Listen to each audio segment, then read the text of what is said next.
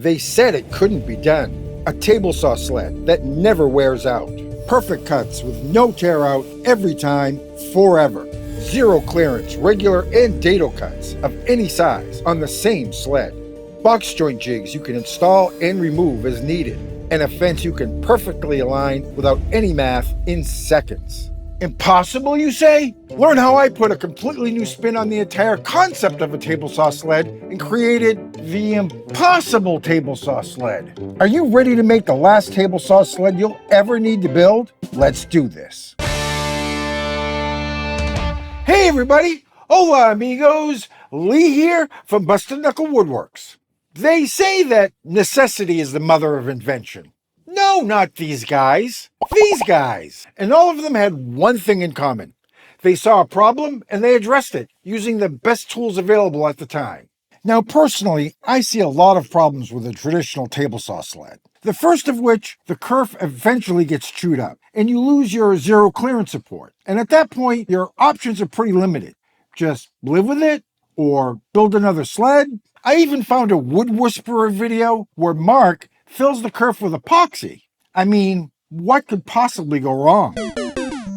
Second, if you use it to cut dados, you completely lose zero clearance again, not to mention the ability to cut small parts. Third, aligning the fence is always a pain. Lots of guys use the 5-cut method, which this video claims is super easy.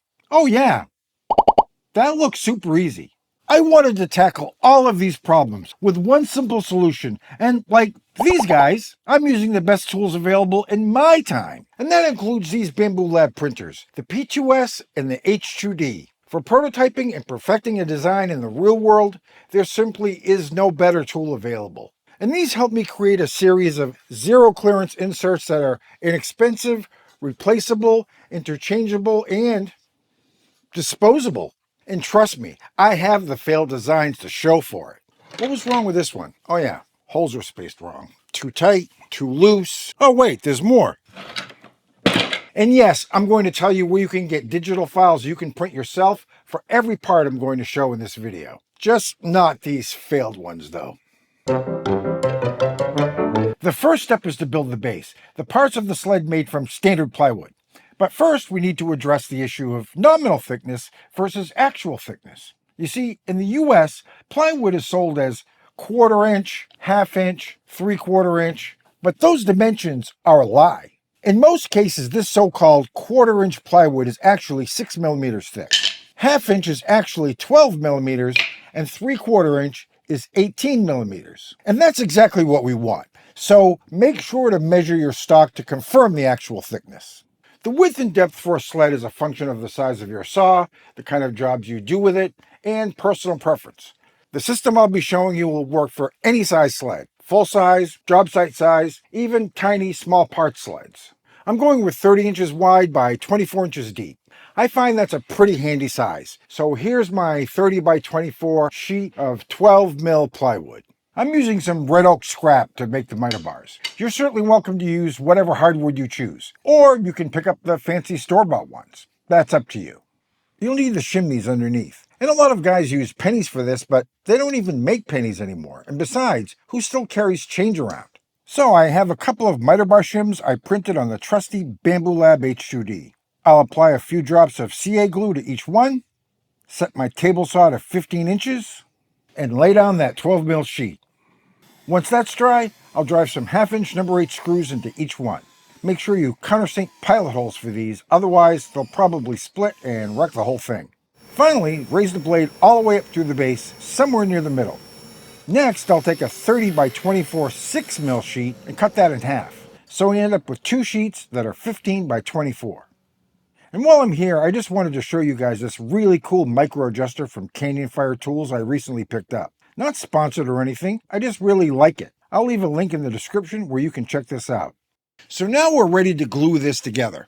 The general idea is to arrange the 2 6 mil halves on top of the 12 mil base in order to form a 3.5 inch gap here in the middle. And this needs to be very precise.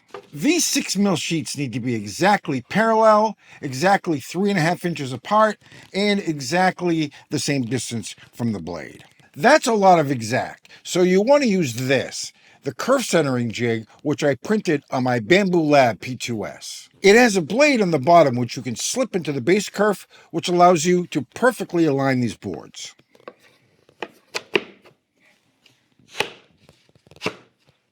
So I'm spreading some glue here, and I want to make sure we don't get too close to this gap. We don't want any glue seeping into this gap. That would be bad. Get that right out to the edge. I feel like Bob Ross. Hey, let's paint a little tree. Look at that. Happy little squirrel.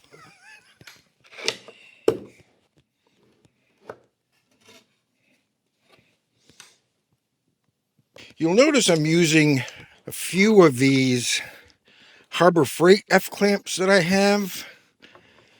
These, I'm going to tell you, are not actually that bad. I like the rubber handles. The wooden handles on the Bessie sometimes crack. Now let's do the other side.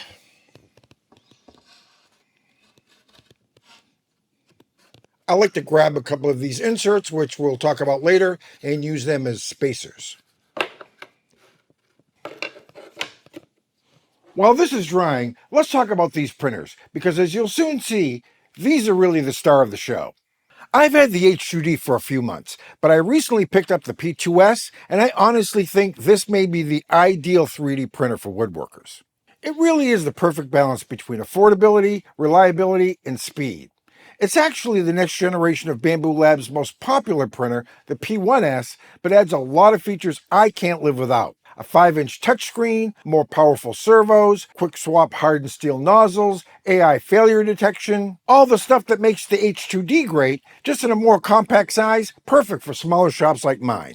In this shop, I need to print durable, functional items that perform in the real world, and the P2S is great for that, since it works flawlessly with engineering filaments like PETG, ABS, TPU, and many more.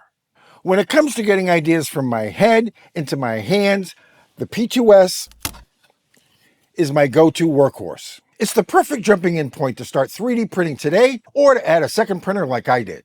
Check out the links in my description for more information on the Bamboo Lab P2S, filaments, and accessories. And now, let's see if that glue is dry. Looks like we're ready to lop off these overhangs, so let's do that.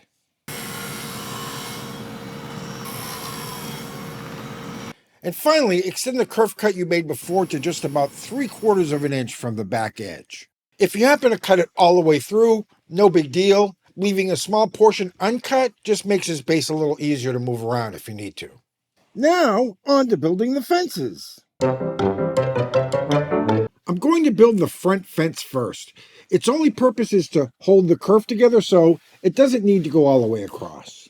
I've got a couple of 3.5-inch by 8-inch blocks of 18 mil plywood, which I will glue together.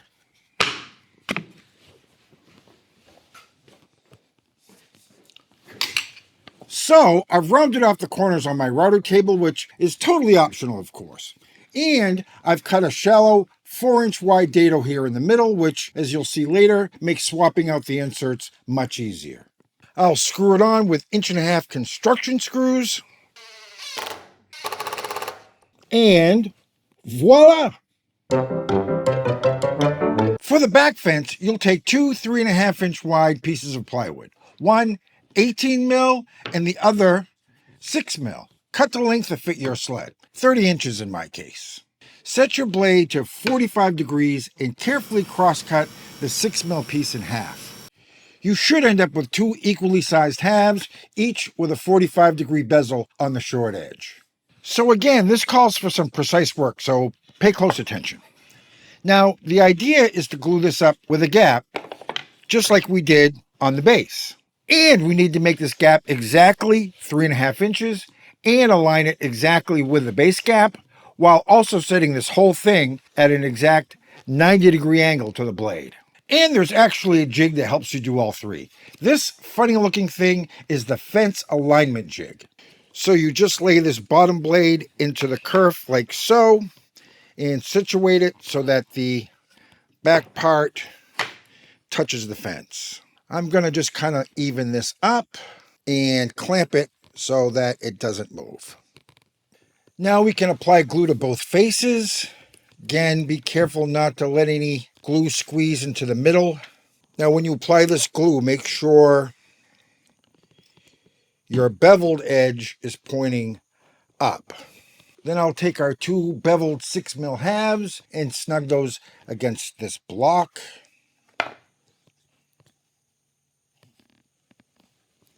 Apply some clamps. Same on the other side, of course. Whoops, almost got that backwards. Once the fence glue up is dry, we can lop off these overhangs. Then we're ready to get this fence attached. So I'll line it up again. Then slide the fence alignment jig into the fence and drop it into the kerf. I'll screw it in from the bottom on the left end only using an 1.5-inch screw. And check our alignment one more time. Since this was designed and printed at an exact 90-degree angle, that ensures that this fence is exactly 90 degrees to the kerf. So now we can add a few more screws to lock this down. And yes, finally, the basic sled is complete. At this point, I suggest grabbing a cold beverage of your choice, kicking back, and admiring your work. Because really, the hard part is done. Everything else from here on out is easy peasy. So now let's go ahead and print the first parts. That's very easy to do with a Bambu Lab printer. Once you've downloaded and saved the files, just choose the file you want. Double-click it, and Bambu Studio will open. It may ask you to sync so that the software is aware of what kind of build plate you're using and which filaments you have loaded up. And you'll see Bambu Lab has placed the component on the build plate based on the orientation of the original design, which isn't always optimal for printing. We can change the orientation with this Lay on Face tool. Just click the face you want to lay on the build plate.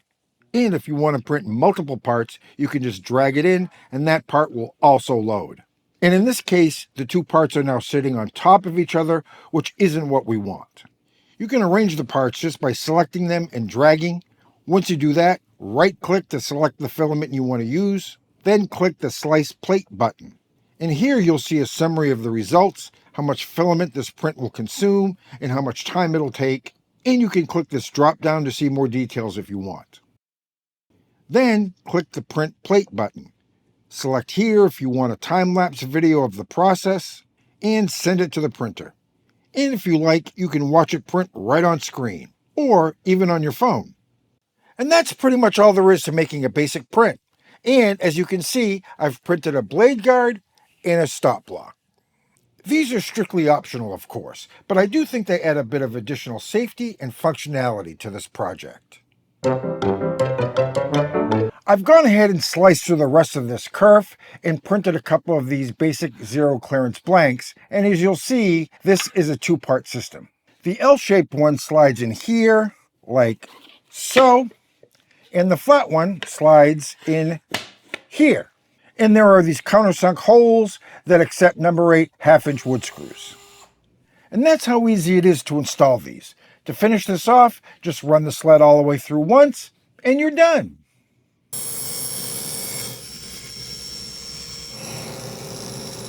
Now these are 12-inch inserts, so 2 of them will cover a 24-inch sled.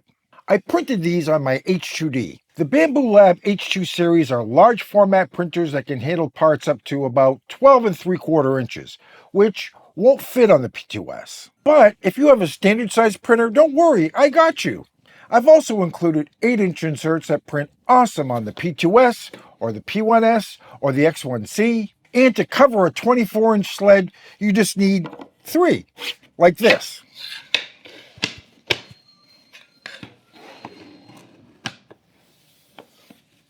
Now let's talk about a couple of important considerations: print settings and choice of materials.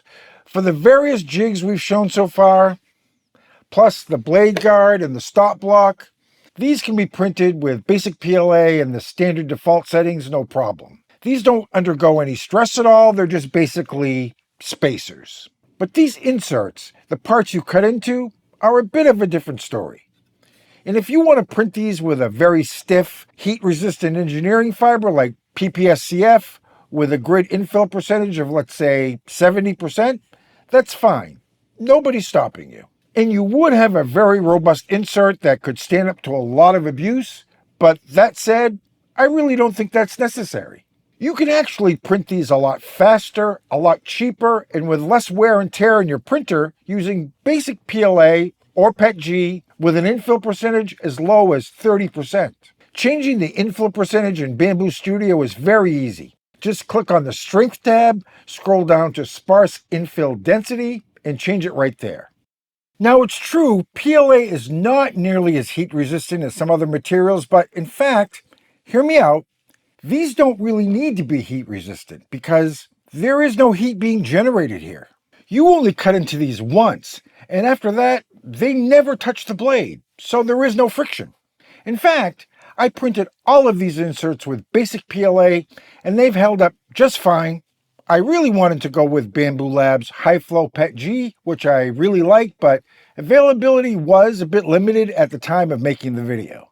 Anyway, I would urge you to experiment for yourself. Start with the settings and materials you see here on the screen, which are super cheap to print, by the way, and will perform quite nicely, and if you don't dig it, print it again. Feel free to experiment with materials, grid patterns, infill percentages, wall loops, whatever, and see which works best for you. And because printing full parts just to experiment with can be a bit time consuming, I've included this test block that you can print very quickly at minimal cost.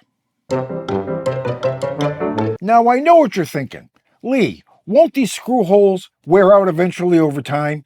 And the answer is sure. I mean, eventually they will. You could probably swap these out at least 20 or 30 times before you'd have an issue, and considering these last indefinitely, that's probably all you need.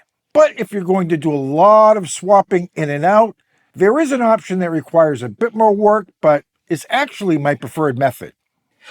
Here you see I've designed an insert with holes that accept 1/4-20 hex socket cap screws. And these go into 1/4-20 threaded inserts that you sink into the sled. Now, in order to pull this off, you need to place the pilot holes very accurately. Otherwise, the inserts won't line up properly. And you need to drill them in dead straight, or the bolts might not sit flush, which you definitely do not want. And to help with that, we have another jig, the threaded insert jig. So just drop these in. Grab yourself a 3/8 inch bit and drill all 8 holes all the way through.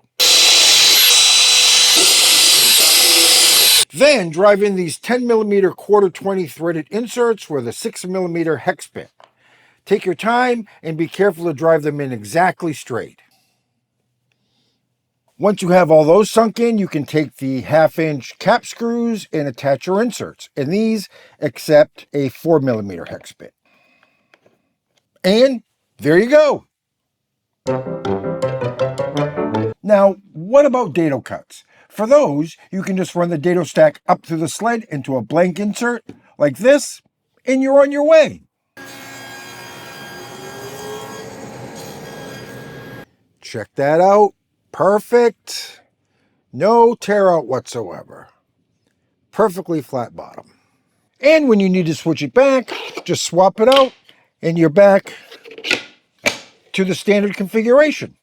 I suggest printing out extra blanks for dados as you need them, then write the stack thickness right on the insert and save it for next time. And finally, we have these box joint inserts in 1/4 inch, 3/8 inch, and 1/2 inch sizes, both long and short, for both wood screws and cap screws. Yep, all the combinations. And to use these, just install them to the fence like we've been doing and go to town.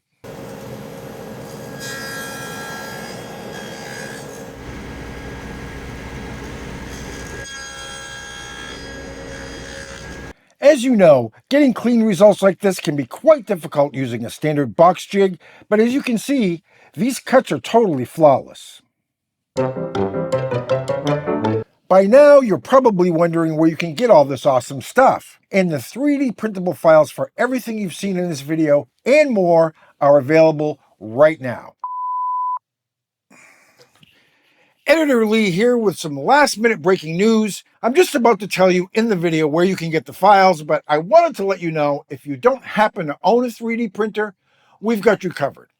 I'm teaming up with Whitworks for a very limited run of the inserts and jigs already printed and ready to use. Check out the link here on the screen and in the description and place your order fast because, like I said, limited run. And when they're gone, they're gone. And of course, if you want to print them yourself, keep watching. 33 STL files in all, printable on any standard size printer. The jigs, the zero clearance inserts in both long and short versions, the 1/4 inch, 3/8 inch, and 1/2 inch box joint jigs, both long and short, and many more. They're all on my Patreon, and you can find the link in the description. You don't even need to join. Just go there and grab the files. There will also be plans available to build the sled itself. Those may be even available by the time you see this, and again, those will be on my Patreon. Adios, amigos.